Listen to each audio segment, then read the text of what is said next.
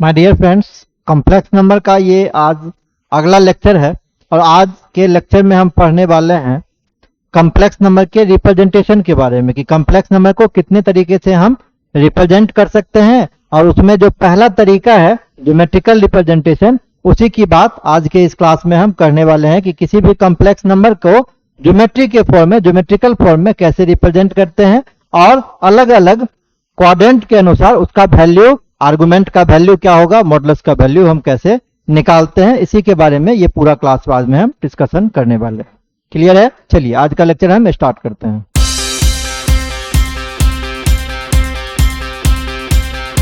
जो बच्चों आज के क्लास में हम पढ़ेंगे, ये लेक्चर कॉम्प्लेक्स नंबर का लेक्चर है।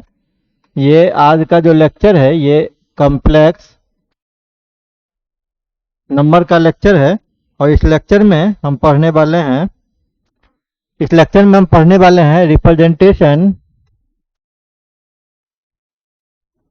Representation of a complex number के बारे में, representation of a complex number के बारे में कि कॉम्प्लेक्स नंबर को हम कितने तरीके से रिप्रेजेंट कर सकते हैं। क्लियर? तो बच्चों इसका रिप्रेजेंटेशन जो है, चार तरीके से कॉम्प्लेक्स नंबर को हम रिप्रेजेंट कर सकते हैं, जिसमें ये जो पहला तरीका है यह है ज्योमेट्रिकल रिप्रेजेंटेशन। पहला नंबर है ज्योमेट्रिकल रिप्रेजेंटेशन, दूसरा नंबर है वेक्टर रिप्रेजेंटेशन, तीसरा नंबर है आपका पोलर रिप्रेजेंटेशन, इसको हम लोग ट्रिग्नोमेट्रिक रिप्रेजेंटेशन भी कहते हैं, इसको ट्रिग्नोमेट्रिकल रिप्रेजेंटेशन के भी नाम से जाना जाता है। और चौथा नंबर है यूलर रिप्रेजेंटेशन, यूलर रिप्रेजेंटेशन। ठीक है, ये चार तरीके से किसी भी कॉम्प्लेक्स नंबर को हम रिप्रेजेंट कर सकते हैं। तो आज के जो इस क्लास में हम पढ़ने वाले हैं उसमें हम सिर्फ फर्स्ट मेथड का जिक्र करेंगे, ये है आपका ज्योमेट्रिकल रिप्रेजेंटेशन। इसके बारे में हम आज के क्लास में पढ़ने वाले हैं। ज्योमेट्रिकल रिप्रेजेंटेशन किसी भी कॉम्प्लेक्स नंबर का हम लोग कैसे निकालते हैं। क्लियर? तो जैसा कि स्टार्टिंग में हम बता रहे थे आपको, किसी भी कॉम्प्लेक्स नंबर को हम z से रिप्रेजेंट करते हैं और इसका जो लिखने का तरीका है ये x प्लस आई वाई या a प्लस आई बी, आप जो भी कहें वो तरीका है बच्चों। ठीक है, तो अगर हम इसमें कोऑर्डिनेट के हिसाब से आपको बताएं, ध्यान दीजिएगा, तो ये x कोऑर्डिनेट है, ये y कोऑर्डिनेट है और ये 0 है। इसको बच्चों यहाँ पे कॉम्प्लेक्स नंबर के फॉर्म में हम लोग बोलेंगे आर्गेंड प्लेन, या इसको हम लोग बोलेंगे कॉम्प्लेक्स प्लेन। ये जो y एक्सिस है ना, इसको हम लोग कॉम्प्लेक्स नंबर के फॉर्म में आर्गेंड प्लेन या कॉम्प्लेक्स प्लेन के भी नाम से जानते हैं। अगर कोई complex number z is equal to x plus i y लिया हुआ है, तो इसका मतलब क्या है, आर्गेंड प्लेन के अंदर में कोई एक पॉइंट है P जिसका कोऑर्डिनेट है xy। ठीक है, तो अगर हम इसको x एक्सिस पे प्लॉट करें तो ये जो बच्चों डिस्टेंस होगा ये x डिस्टेंस कवर कर रहा है, और y एक्सिस में अगर हम इसका ये प्लॉटिंग करें बच्चों तो ये y डिस्टेंस ओरिजिन तक कवर कर रहा है। क्लियर? लेकिन अगर हम इसको ओरिजिन से मिला देते हैं और इस x एक्सिस पर जिस पॉइंट पे कट कर रहा है उस पॉइंट का नाम अगर हम m दे देते हैं, ठीक है, और अगर ये O इस लाइन के साथ, OP लाइन के साथ थीटा एंगल बच्चों बना रहा है, तो OP को यहाँ देखिए ट्रायंगल बन रहा है, in triangle OPM, in triangle या POM आप लिखिए, इन ट्रायंगल POM लिखिए, इन ट्रायंगल POM कैसा ट्रायंगल बना रहा है वहां पे। अगर हम इस ट्रायंगल के हिसाब से बात करेंगे बच्चों तो ये राइट एंगल ट्रायंगल है। क्लियर? और राइट एंगल के सामने का जो साइड होता है उसको हम लोग हाइपोटेनस के नाम से जानते हैं। तो ये परपेंडिकुलर हो जाएगा और ये आपका बेस हो जाएगा। तो फॉर्मूला क्या है राइट एंगल ट्रायंगल में? राइट एंगल ट्रायंगल में आप फॉर्मूला पढ़े होंगे, h square is equal to p square plus b square, hypotenuse का स्क्वायर इक्वल टू परपेंडिकुलर का स्क्वायर प्लस बेस का स्क्वायर। तो इस केस में बच्चों क्या हो जाएगा, इस केस में आपका हो जाएगा OP square is equal to PM square plus OM square, PM square plus OM square. और ये जो बच्चों पीएम है आपका, पीएम का वैल्यू क्या दिया हुआ है, हम y एक्सिस के इक्वल मान रहे हैं तो y स्क्वायर हो जाएगा, प्लस ओएम क्या है x है, तो ये x स्क्वायर हो जाएगा। कहने का मतलब यहाँ से OP का जो वैल्यू हो जाएगा ये under root x square plus y square हो जाएगा। क्लियर? कहने का मतलब ये इसको तो ये real part of Z square plus imaginary part of Z का ये स्क्वायर को हम लोग ओपी है ना, ओपी को हम जानते हैं किसके नाम से? ओपी को हम लोग कहते हैं modulus, modulus of complex number. और इसको रिप्रेजेंट का जो करने का जो तरीका होता है, ये दो पैरेलल लाइन के बीच में हम इसको रिप्रेजेंट करते हैं। मॉडुलस हालांकि आप पढ़ भी चुके हैं, हम आपको डिटेल्स में बता चुके हैं। मॉडुलस को है ना रिप्रेजेंट करने के लिए जेड को दो पैरेलल लाइन के बीच में लिख दीजिएगा। क्लियर? तो यहाँ जो ये ओपी निकला है, ये जो आप लाइन सेगमेंट देख रहे हैं ओपी, इस ट्रायंगल के अंदर में इसको कॉम्प्लेक्स नंबर के फॉर्म में या आर्गेंड प्लेन के अंदर में इस ओपी को हम लोग मॉडुलस के नाम से जानते हैं। इसका वैल्यू बच्चों कैसे निकलता है? Under root x square plus y square, मतलब रियल पार्ट का स्क्वायर प्लस इमेजिनरी पार्ट का स्क्वायर। क्लियर? अगर इस ट्रायंगल के अंदर में हम बात करें ना बच्चों फिर से, तो टेन थीटा का अगर आप वैल्यू निकालिएगा, टेन थीटा इक्वल टू क्या होता है? Tan theta equal to P by B, perpendicular by base होता है। तो अगर इसके हिसाब से हम निकालेंगे ना, तो क्या निकल जाएगा? ये P M by O M निकलेगा। और पीएम का वैल्यू कितना है? ये y है, और ओएम का वैल्यू क्या है? x है। तो इसीलिए थीटा का वैल्यू कितना हो जाएगा? थीटा का वैल्यू हो जाएगा tan inverse y by x. कहने का मतलब ये हो जाएगा tan inverse imaginary part of z upon real part of z, इसका डिवीजन। ठीक है? तो इस थीटा को बच्चों हम किस नाम से जानते हैं? इस थीटा को हम जानते हैं आर्गुमेंट के नाम से। क्लियर? इसको हम कॉम्प्लेक्स नंबर के आर्गुमेंट के नाम से जानते हैं। तो कुल मिला के यहाँ से दो चीज के बारे में हम सीखे, अभी तक जो सीखे आज की क्लास में हम पढ़े कि मॉडुलस का वैल्यू निकालना होगा तो रियल पार्ट का स्क्वायर प्लस इमेजिनरी पार्ट का स्क्वायर, और ये डेरिवेशन था पूरा इसका। और अगर आर्गुमेंट निकालना होगा तो ten inverse imaginary part upon real part, है ना, ये आप निकाल सकते हैं। अब है क्या कि सर ये कैसे वैरी करेगा? इमेजिनरी पार्ट अगर जाता है तो उसके अनुसार से आर्गुमेंट का वैल्यू कैसे निकालेंगे? अगर सेकेंड क्वाड्रेंट में जाता है, फर्स्ट क्वाड्रेंट में जाता है, कॉम्प्लेक्स नंबर का वैल्यू थर्ड क्वाड्रेंट में जाता है, तो किस हिसाब से हम उसके वैल्यू को निकाल सकते हैं? तो इसके लिए सीधा सीधा आपके पास फॉर्मूला है कि अगर कॉम्प्लेक्स नंबर फर्स्ट क्वाड्रेंट में आपका जाता है तो वैल्यू जो होता है, यहाँ पे रूल आप लिख लीजिए ताकि आपको याद रहे, नोट में आप रूल लिख लीजिए। पहला नंबर है इफ जेड lies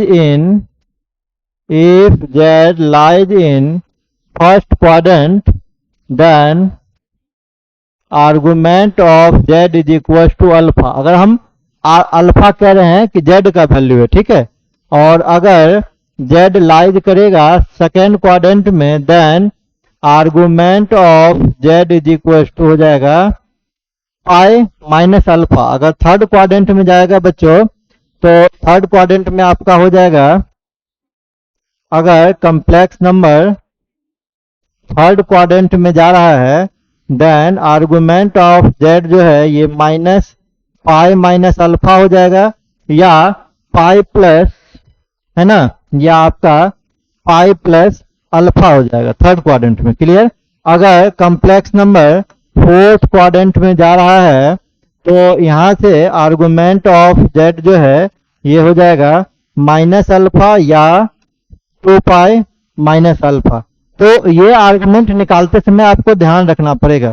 क्लियर? कि जिस क्वाड्रेंट में जा रहा है उसके अकॉर्डिंग ही आपको इसका वैल्यू, आर्गुमेंट का वैल्यू निकालना होगा। तो ये इस पॉइंट को जैसा ध्यान में रखना होगा, है ना। कुछ क्वेश्चंस हम आपको बताते हैं जिसके हेल्प से आपको ये समझ में आएगा कि आर्गुमेंट का वैल्यू या मॉडुलस का वैल्यू कैसे हम लोग किसी कॉम्प्लेक्स नंबर के अंदर में निकालेंगे। कुछ क्वेश्चन ले लेते हैं, क्वेश्चन के अनुसार से बात करेंगे तो आपको और आसानी से समझ में ये पॉइंट, जितना भी पॉइंट हम बताए हैं ये सब आ जाएगा। जैसे मान लीजिए पहला क्वेश्चन है the principal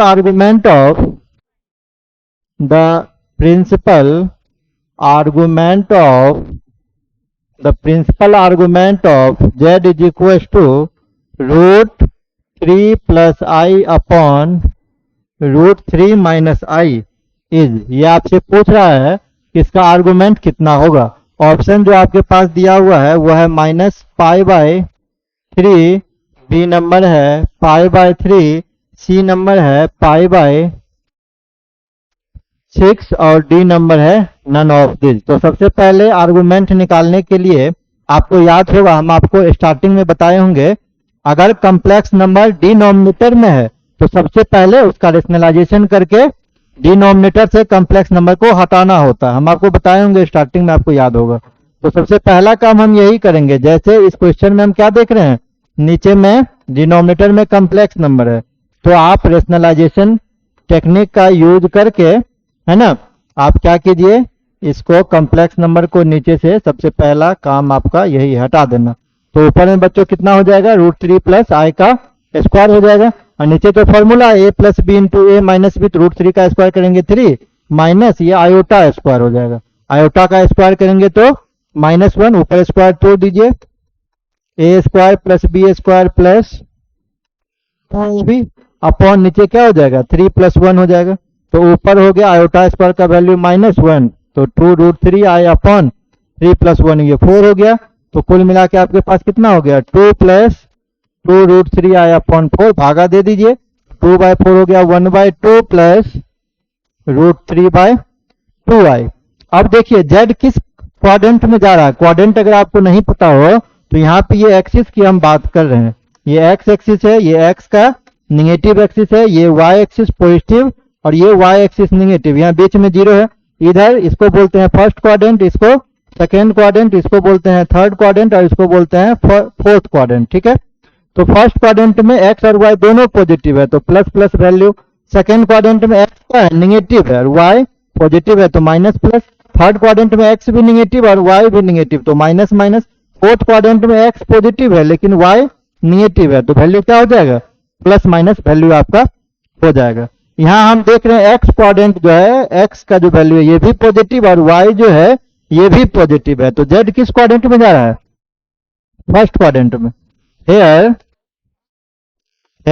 z lies in first quadrant, ठीक है। So argument of z is equal to, formula क्या है, tan इनवर्स y/x। तो y का जो वैल्यू है बच्चों √3/2 है और x का जो वैल्यू है 1/2 है, ये 2 से 2 कट गया तो tan इनवर्स √3 हो गया। अब tan इनवर्स √3, तो आपको क्या देखना पड़ेगा, इसमें देखना पड़ेगा वैल्यू कितना है। जैसे √3 tan में किसका वैल्यू है, tan π/3 का वैल्यू है √3, तो tan इनवर्स से tan कट जाएगा तो वैल्यू कितना हो जाएगा, वैल्यू हो जाएगा आपका π/3। और यही आपका आंसर हो गया, क्योंकि फर्स्ट क्वाड्रेंट में जा रहा है तो जो आर्गुमेंट निकलेगा वही आर्गुमेंट आपका आंसर हो जाएगा। सेकेंड क्वाड्रेंट में जाता अगर तो उसके अनुसार से फिर π-α होता, थर्ड क्वाड्रेंट में -π-α और फोर्थ क्वाड्रेंट में -α या 2π-α। तो फिलहाल इस क्वेश्चन का तो आंसर आपका π/3 हो गया। क्लियर, चलिए नेक्स्ट क्वेश्चन पे चलते हैं। नेक्स्ट क्वेश्चन में कह रहा था, नेक्स्ट क्वेश्चन कह रहा है let z be a purely imaginary, let z be a purely,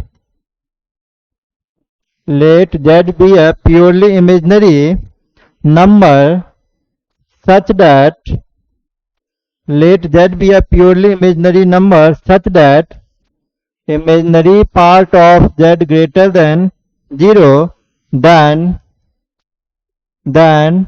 argument of z is equal to what, argument का वैल्यू कितना होगा। ऑप्शन दिया हुआ है, पहला ऑप्शन है पाई, दूसरा ऑप्शन है π/2, तीसरा ऑप्शन है 0 और चौथा ऑप्शन है -π/2।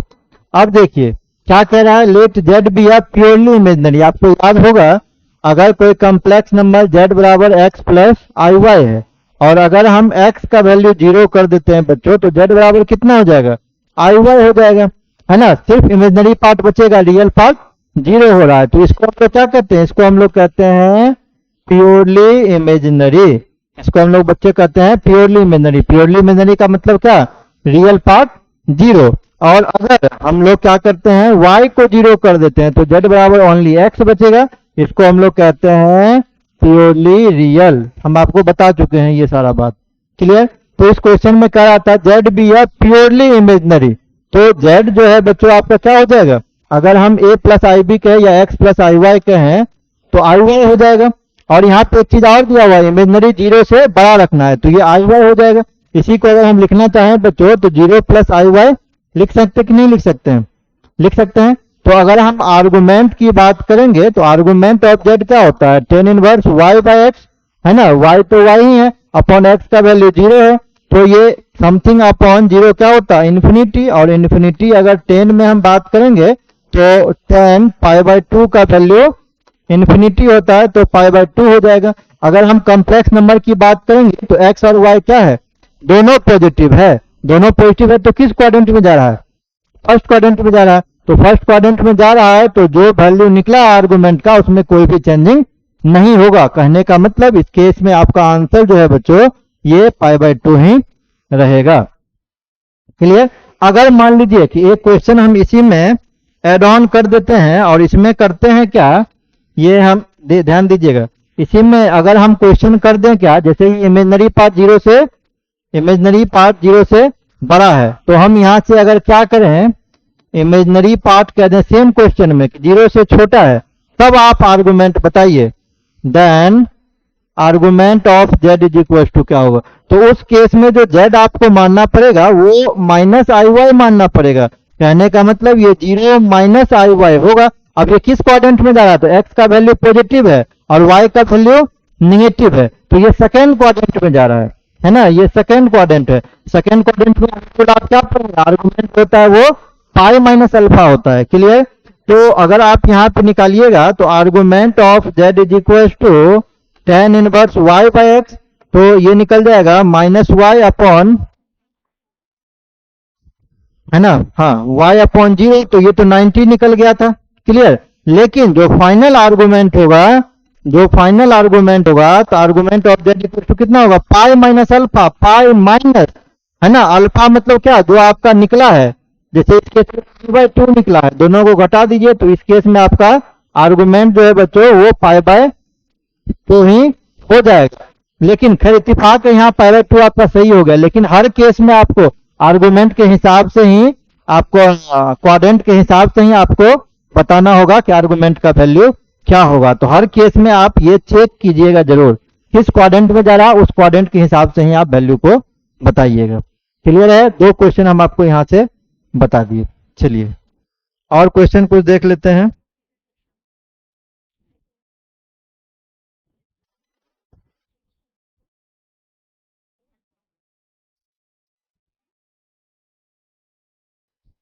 अगला क्वेश्चन है, if z is equals to if z is equals to x plus iy is a variable complex number such that is a variable complex number is a variable complex number such that argument of z minus 1 upon z plus 1 is equals to pi by 4, done.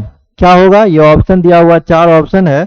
पहला option है x square minus y square minus 2x minus 1 is equal to 0। Second option है x square plus y square minus 2x minus 1 is equal to 0। तीसरा option है x square plus y square minus 2x minus 1 is equal to 0। और चौथा option है x square plus y square plus 2x minus 1 is equal to 0। अब देखिए इस question में आपको कह रहा है कि argument of z minus 1 upon z plus 1 ये पाई प्लस 4 है। क्लियर? और z आपको क्या दिया हुआ है? x प्लस आई वाई दिया हुआ। तो सबसे पहले आपको इसी को सिंप्लीफाई करना पड़ेगा। अगर हम z माइनस 1 कहेंगे ना तो z का वैल्यू है x plus i Y minus 1 upon क्या हो जाएगा? x plus i Y plus 1। अब रियल को एक साथ सेपरेट कर लीजिए और इमेजनरी को एक साथ सेपरेट कर लीजिए, तो x plus 1 plus i Y हो जाएगा। नीचे में फिर से क्या है? कॉम्प्लेक्स नंबर है तो आपको रेशनलाइज करना पड़ेगा, तो ये वैल्यू क्या हो जाएगा? x plus 1 minus i y upon x plus 1 minus i y. Simplify कर दीजिए, इसको सिंप्लीफाई कीजिएगा तो पहला दोनों गुना हो जाएगा, तो ये तो एक्स स्क्वायर माइनस 1 हो जाएगा, प्लस इसको जब हम उससे गुना करेंगे, है ना, तो i y into x plus 1 हो जाएगा। ठीक है, और minus i y into x minus one हो जाएगा, फिर इस दोनों को गुना करेंगे तो minus i square y square, clear है। अपॉन अगर नीचे गुना करेंगे तो ये हो जाएगा एक्स प्लस वन का whole square minus i square y square, clear. तो एक स्टेप और लिख ही लेते हैं, x square minus one plus bracket को ओपन कर देंगे तो i x y plus i y, इसको जब हम ओपन करेंगे तो आई एक्स वाई और minus minus plus i y, iota square minus one तो प्लस वाई स्क्वायर हो जाएगा, और नीचे क्या हो जाएगा, नीचे हो जाएगा एक्स प्लस वन का whole square plus y square, clear. तो minus i x y plus i x y cancel हो गया, तो बचा क्या आपके पास बच गया जो ये बचा x square plus y square minus one, ये पहला पार्ट बचा, और दूसरा पार्ट क्या बचा, 2i y, क्लियर। अपॉन नीचे क्या हो जाएगा, नीचे हो जाएगा एक्स प्लस वन का whole square plus y square. तो अगर हम इसको इंडिविजुअली लिखेंगे तो ये हो जाएगा x square plus y square minus one upon x plus one का whole square plus y square plus i into ये हो जाएगा 2y upon x plus one का whole square plus y square, clear. अब अगर हम इसका आर्गुमेंट निकालेंगे, अब अगर हम इसका argument of z minus one upon Z plus one निकालते हैं तो क्या हो जाएगा, ये हो जाएगा tan inverse y upon x हो जाएगा, ठीक है। Tan inverse y upon x, और y अपॉन एक्स करेंगे तो y का value 2y upon this, upon x करेंगे तो दिस, तो कट जाएगा, तो बचेगा क्या 2y upon x square plus y square minus one आपके पास बचेगा, ये बचेगा 2y upon x square plus y square minus one. अब क्वेश्चन में दिया हुआ था, क्वेश्चन में क्या दिया हुआ था,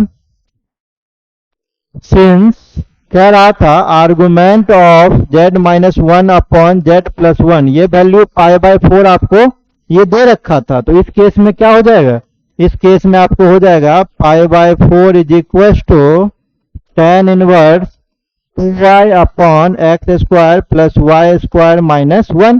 टेन इनवर्स को इधर ट्रांसफर कर दीजिए तो कितना हो जाएगा, ये 10 pi by four is equal to 2y upon x square plus y square minus one. 10 pi by four कितना 1, 1 is equal to 2y upon x square plus y square minus one, cross multiply कर दीजिए, x square plus y square minus one is equal to 2y, और ये हो जाएगा x square plus y square, 2y को भी दीजिए तो minus 2y minus one is equal to 0। ये आपका फाइनल आंसर इस क्वेश्चन का हो गया। इसलिए थोड़ा सा टाइम कंज्यूमिंग हुआ बट सॉल्यूशन निकल गया। तो अगर किसी केस में आर्गुमेंट ऑफ z माइनस इस टाइप का क्वेश्चन हो ना, तो सबसे पहले आप सिंप्लीफिकेशन कर लीजिए, तब आप आर्गुमेंट का फॉर्मूला लगाइए, तभी आपसे क्वेश्चन इजीली बन पाएगा। क्लियर है।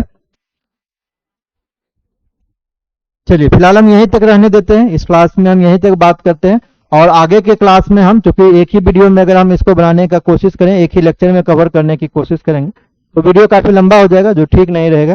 तो आज के क्लास में सिर्फ हम ज्योमेट्रिकल रिप्रेजेंटेशन की बात करते हैं। जो अगला मेरा क्लास होगा उसमें हम पोलर और यूलर दोनों को एक ही क्लास के अंदर में कंबाइन करके हम पढ़ा देंगे। वेक्टर रिप्रेजेंटेशन एक्चुअली होता कुछ नहीं है, जो हम आपको बताए हैं मॉडुलस का और आर्गुमेंट का कंसेप्ट, इसी से आपका रिलेटेड है वेक्टर रिप्रेजेंटेशन, ज्योमेट्रिकल कंसेप्ट से ही रिलेटेड है। तो अगले क्लास में पोलर रिप्रेजेंटेशन और हम यूलर रिप्रेजेंटेशन की बात करेंगे। आई थिंक 2-3 लेक्चर और बचा हुआ, उसके बाद ये आपका चैप्टर खत्म हो जाएगा। फिर हम कुछ इंपोर्टेंट क्वेश्चंस की भी बात जो प्रेजेंट ईयर में पूछे जा चुके हैं, है ना, उसकी भी बात हम अगले क्लास में अब करेंगे। फिलहाल इस क्लास को हम यहीं पे वाइंड अप करते हैं, यहीं पे खत्म करते हैं। आपसे मिलते हैं एक नए लेक्चर के साथ अगले वीडियो में। Thank you.